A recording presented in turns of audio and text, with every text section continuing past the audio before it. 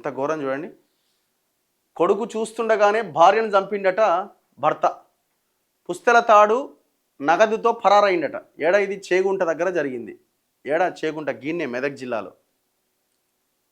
తల్లిపై దాడి చేస్తుంటే కొడుకు కేకలు వేయడానికి ప్రయత్నిస్తే భయపెట్టిండు ఆ తండ్రి.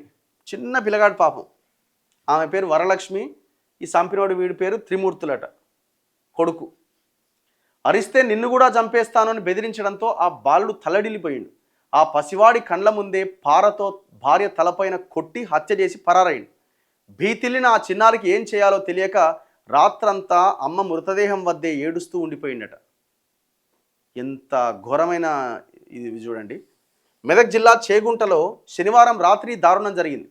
ఎస్ఐ చైతన్యరెడ్డి తెలిపిన ప్రకారం చేగుంటకు చెందిన ఉప్పరి వరలక్ష్మికి ఆంధ్రప్రదేశ్లోని నెల్లూరు జిల్లాకు చెందిన త్రిమూర్తులతో 2015లో పెళ్ళయిందట. వాడు చూస్తేనేమో అట్లున్నాడు, ఆమెనేమో ఏజ్ చిన్నగా కనబడుతున్నది. అప్పటి నుంచి అతను ఇల్లరికం వచ్చి చేగుంటలోనే ఉంటున్నట. వీరికి కొడుకు దుర్గాప్రసాద్ ఉన్నాడట.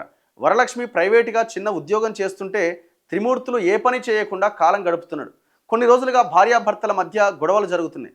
శనివారం రాత్రి వరలక్ష్మి నిద్రపోతుండగా పారతో తండ్రి అక్కడికి రావడాన్ని కుమారుడు గమనించి అరిచేందుకు ప్రయత్నించగా బెదిరించడంతో కిమ్మనకుండా ఉండిపోయాడు. నిద్రిస్తున్న భార్య తలపైన త్రిమూర్తులు పారతో కొట్టడంతో అక్కడికక్కడే చనిపోయింది. భార్యను హతమార్చిన తర్వాత ఆమె మెడలో ఉన్న బంగారు పుస్తల తాడుతో పాటు ఇంట్లో ఉన్న నగదును కూడా తీసుకొని పరారైంది. ఆదివారం ఉదయం ఇంట్లో నుంచి బయటకు వచ్చిన కొడుకు విషయాన్ని చుట్టుపక్కల వారికి చెప్పిండు. బాధితురాలి అక్క సంతోషి ఫిర్యాదు మేరకు కేసు దర్యాప్తు చేస్తున్నామని, నిందితుడిని పట్టుకునేందుకు గాలిస్తున్నామని ఎస్ఐ చెప్తుండు. ఈ నెల 19వ తేదీన ప్రైవేట్ బ్యాంకులో కుదవబెట్టిన పుస్తల తాడును వరలక్ష్మి విడిపించుకొని తెచ్చుకోగా ఆ బంగారంపై కన్నేసిన త్రిమూర్తులు భార్యను హతమార్చాడని ఎస్ఐ చెప్పిండు. ఎంత ఘోరం, ఎంత అన్యాయం. పాప ఆ బాబు అనాథ అయిపోయింది. ఇప్పుడు ఏముంటుంది దీని వెనకాల? తాగుడే, ఇంక అంతకుమించి ఏముంటుంది చెప్పండి.